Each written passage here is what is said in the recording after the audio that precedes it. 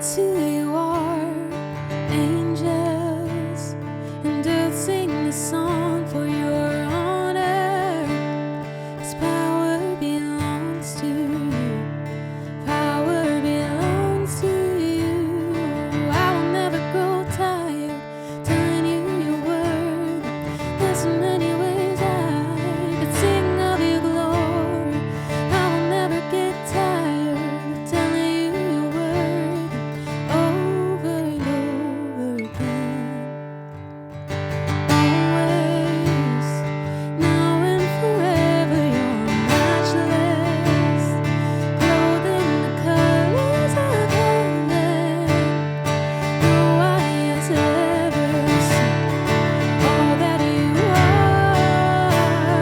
I will never grow tired telling you your word.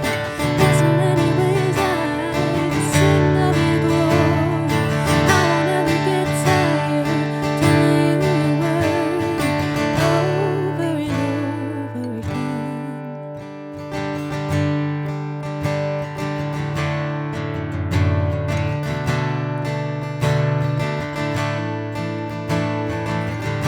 Singing holy, holy to my one and only, who is like our God. Let our hearts adore you as we bow before you.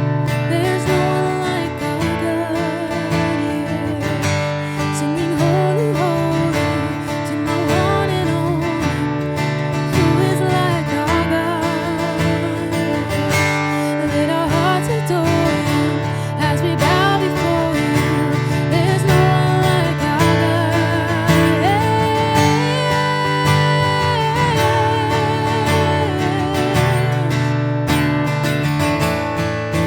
Oh, I will never go tired telling you your word.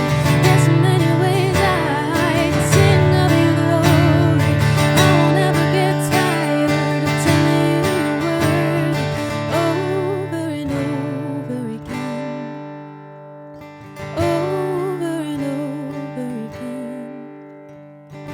Over and over again.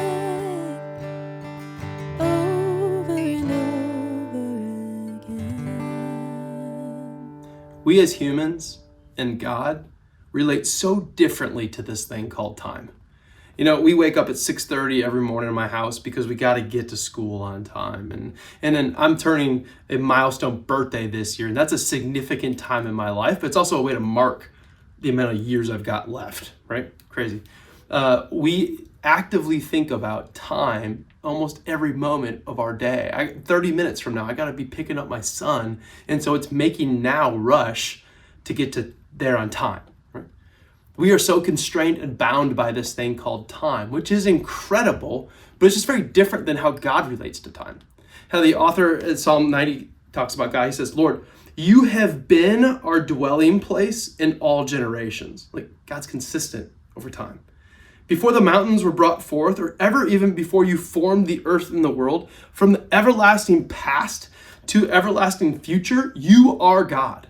It's like God's not bound by this thing called time. He's not bound today. In fact, you want to really stretch your brain? God knows what I'm going to do in the future right now, even though he allows me somehow to co-make it with him. And it's incredible to think how much God is not bound by this linear thing we expect called time. Now stick with me, right? That's great news.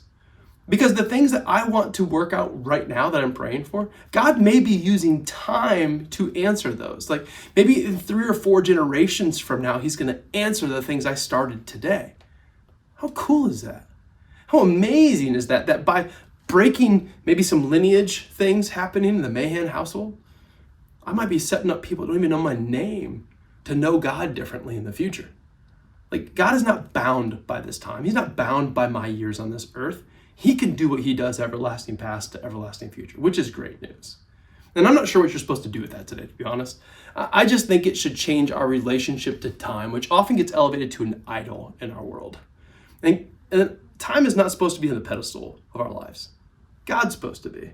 And so if you're struggling with that today, like maybe your clock is running everything that you're doing, maybe it should be God that does that. Yeah, you should show up on time. Yeah, you should make sure you're responsible and be a good steward of your life. But don't let us serve time, because we're supposed to be serving God with this time that we've got left. God, man, thanks for this miraculous thing called time. We want to use it well, knowing that it's a gift, but it's also not our God. You're our God. And so we give this time, this pace, over to you and say, God, use it today for your glory. Amen.